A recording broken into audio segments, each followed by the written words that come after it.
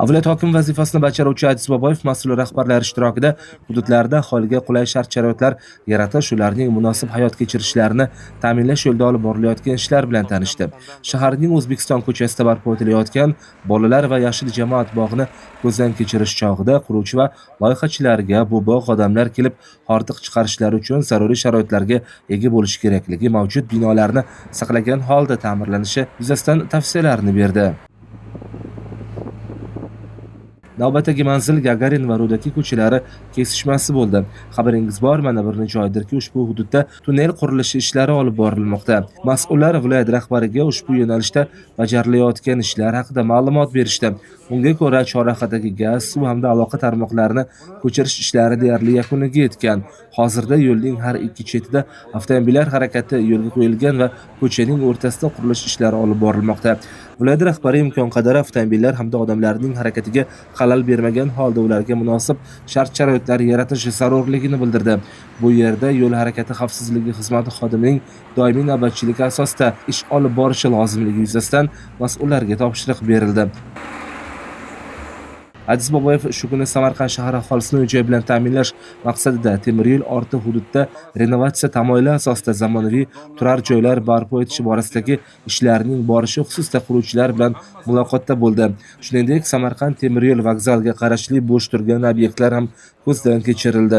Viloyat rahbari ushbu binolardan unumli foydalanish borasida yo'l xaritasi ishlab chiqish bo'yicha mas'ullarga topshiriqlar berdi. Viloyat hokimi vazifasini bajaruvchi Aziz Boboyev piyoda yurgan holda Samarqand temir yo'l vokzali hududidan temir yo'l orti, ya'ni xalq tilida Zalinya deb nomlanuvchi hududga odamlarning o'tib qaytishi uchun mo'ljallangan ko'prikni ham borib ko'rdi. Viloyat rahbari ko'prikni qayta ta'mirlash, bu yerdagi chiqindi qutilarini boshqa joyga joylashtirilishini aytib, odamlar hech bir qiyinchiliklarsiz ushbu ko'prikdan harakatlanishi zarurligini ta'kidladi. Shundan so'ng viloyat rahbari Samarqand temir yo'l vokzali binosi hududini ham ko'zdan kechirdi.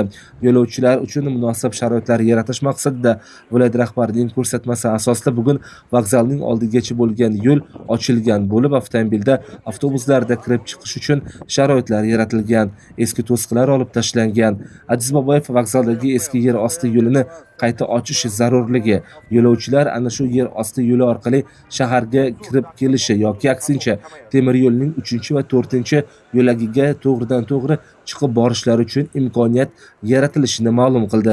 Viloyat rahbari temir yo'l vokzali hududidagi Nurli yo'l mahalla fuqarolar yig'inining umumiy hovlilarini ham borib ko'rdi.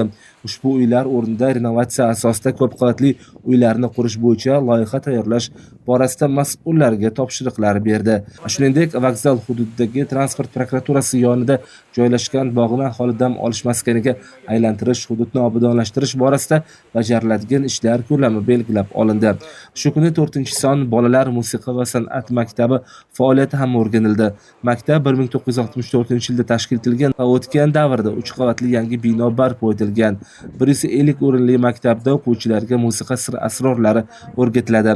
Viloyat rahbari maktab rahbariyati bilan muloqotda maktabdagi kamchiliklar bilan qiziqib, hokimlik tomonidan ularga zarur bo'ladigan ko'mak berilishi haqida gapirdi. Hozircha kamchiliklarimiz yo'q deb javob qaytarishdi maktab mas'ullari. Viloyat rahbari Samarqand shahri hamda Oqdaryo tumanlariga tutash hududda odamlarning cho'milib dam olishlari uchun cho'milish havzasi tashkil etish loyihasi bilan ham tanishdi. Aziz Boboyev Samarqand shahri bilan Oqdaryo tumanini bog'lovchi Qoradaryo daryosi ustidan o'tuvchi ko'prikning qurilishi jarayonlarini ham borib ko'rdi. Bugungi kunda ushbu obyektda 170 ga yaqin ishchilar va 20 dan ziyod texnikalar ish olib bormoqda. Viloyat rahbari ishlarni tezlashtirish, qurilishda sifatga e'tibor qaratish zarurligini quruvchilarga yana bir bora eslatib o'tdi. Viloyat rahbari shu kuni Shirin shaharchasining qurilishi, Maxtuma Azam ziyoratgohida olib borilayotgan bunyodkorlik ishlari, Payariq tumanidagi Imom Buxoriy ziyoratgohi joylashgan hududdagi Xo'ja Ismoil mahallasini obodonlashtirish ishlari bilan ham tanishdi.